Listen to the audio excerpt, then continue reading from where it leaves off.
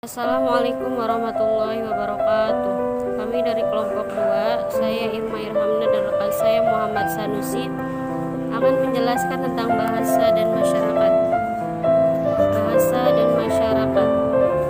Bahasa adalah pusat interaksi sosial di setiap masyarakat, terlepas dari lokasi dan periode waktunya.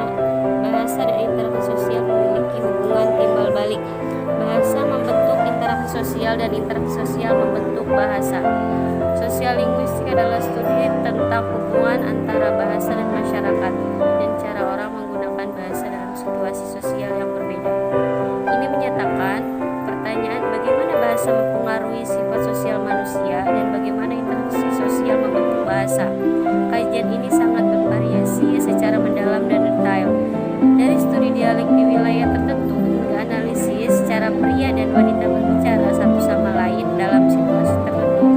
Premis dasar sosiolinguistik adalah bahwa bahasa itu bervariasi dan selalu berubah. Akibatnya bahasa tidak seragam atau konstan. Sebaliknya, ini bervariasi dan tidak konsisten baik untuk pengguna individu maupun di dalam dan di antara kelompok penutur yang menggunakan bahasa yang sama.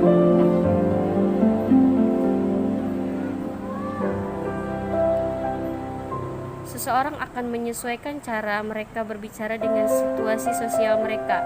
Seorang individu misalnya akan berbicara secara berbeda kepada seorang anak daripada yang dia inginkan kepada profesor perguruan tinggi mereka.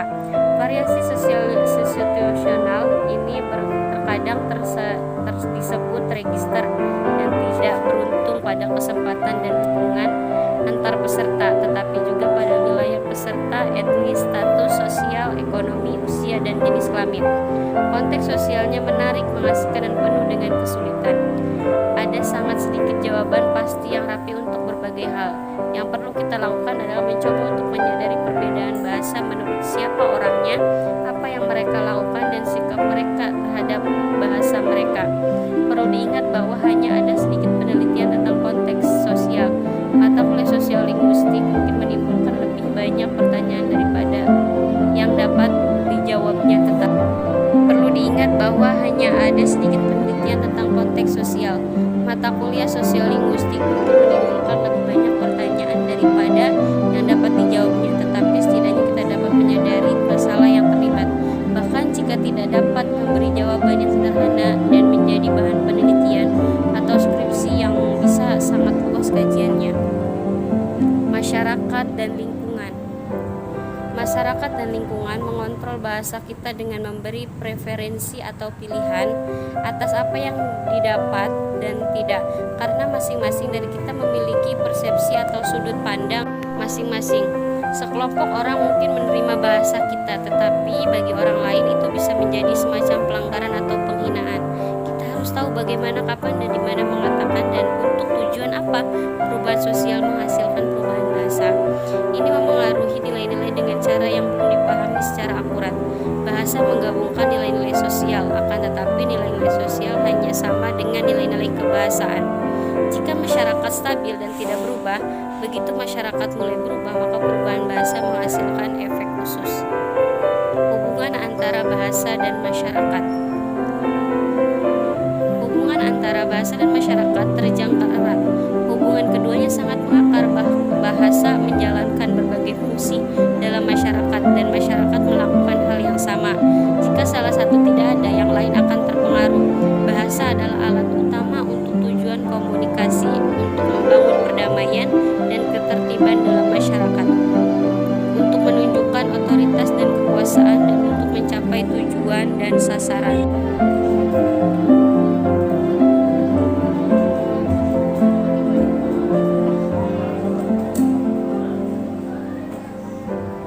Lanjut, hubungan antara bahasa dan masyarakat. Seperti kita ketahui, bahasa dan masyarakat merupakan dua sisi mata uang yang tidak dapat dipisahkan. Tidak mungkin ada masyarakat tanpa bahasa dan tidak mungkin pula ada bahasa tanpa masyarakat. Namun seiring berjalannya waktu, dalam suatu bahasa juga dapat terjadi pergeseran. Hal ini terjadi karena dipengaruhi berbagai hal, di antaranya perkembangan ilmu dan teknologi.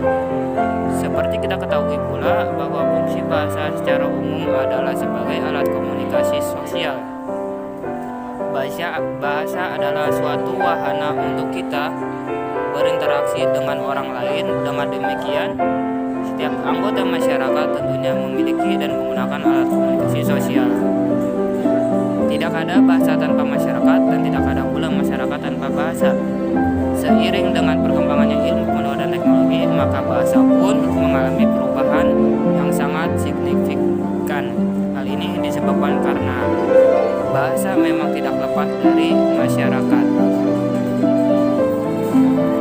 Bahasa dan sosiolinguistik. Bahasa dan sosiolinguistik dapat disimpulkan bahwa masyarakat tutur ialah sekelompok orang atau individu yang memiliki kesamaan atau menggunakan sistem kebahasaan yang sama berdasarkan norma-norma kebahasaan yang sesuai. Dalam masyarakat yang sesungguhnya, anggota-anggotanya memungkinkan memiliki ciri fisik yang serupa, organ bicara atau biasa disebut organ of speech yang berbeda-beda, yang pada gilirannya nanti menghasilkan ideolek yang berbeda. Dalam masyarakat itu, anggota-anggotanya dimungkinkan pula memiliki kepribadian yang berbeda, yang nantinya menimbulkan wujud dan cara bahasa yang berlainan. Sementara itu, asal kedaerahan yang berbeda akan melahirkan bermacam-macam variasi regional yang lazim disebut dialek, dan akhirnya status sosial ekonomi anggota masyarakat yang berbeda akan mewujudkan sosiolek yang berbeda. Faktor-faktor sosial dan individual yang lain seperti umur, jenis kelamin, tingkat keakraban, latar belakang, keagamaan, dan sebagainya tentu menambah kompleks wujud bahasa yang terdapat dalam sebuah masyarakat tutur, sehingga tidak mustahil bahwa dalam sebuah masyarakat tutur terdapat sejumlah masyarakat tutur lainnya dalam skop yang lebih kecil. Ciri khas bahasa seorang disebut ideolek, sedangkan kumpulan ideolek dalam sebuah bahasa disebut ideolek. Variasi yang digunakan oleh orang-orang yang berbeda tingkat sosialnya termasuk variasi dialek sosial atau sosiolek.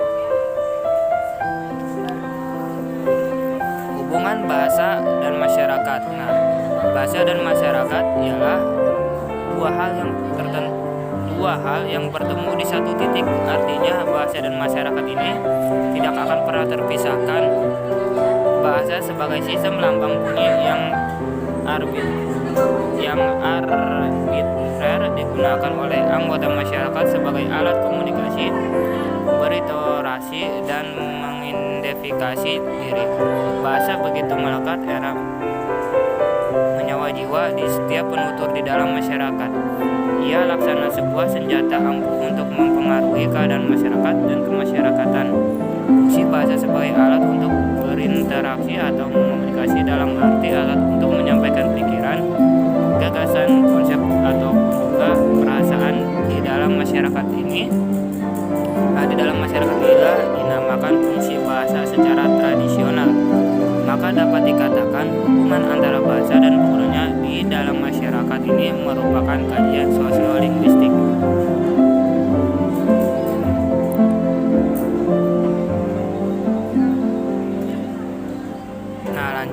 Berbicara tentang bahasa dan masyarakat, tentu kita tidak terlepas dengan kebudayaan yang ada pada suatu masyarakat.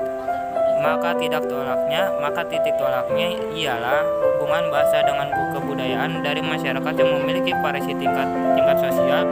Ada yang menganggap bahasa itu adalah bagian dari masyarakat, namun ada yang menganggap bahasa itu ialah kebudayaan itu, dan dua hal yang berbeda, tetapi hubungan antara keduanya sangat erat sehingga tidak dapat dipisahkan. Yang menganggap bahasa banyak dipengaruhi oleh kebudayaan, sehingga apa yang ada dalam kebudayaan akan tercermin dalam bahasa. Di sisi lain, ada juga yang mengatakan bahwa bahasa sangat mempengaruhi kebudayaan dan cara berpikir manusia atau masyarakat penuturannya. Bagaimanakah bentuk hubungan antara bahasa dengan masyarakat? Bentuk hubungan bahasa dengan masyarakat adalah adanya hubungan antara bentuk-bentuk bahasa tertentu yang disebut variasi ragam atau dialek dengan menggunakannya untuk fungsi-fungsi tertentu di dalam masyarakat. Sebagai contoh, di dalam kegiatan-kegiatan pendidikan kita menggunakan ragam baku. Untuk kegiatan yang sifatnya santai atau non formal, kita menggunakan bahasa yang tidak baku. Di dalam kegiatan berkarya seni kita menggunakan ragam sastra dan sebagainya.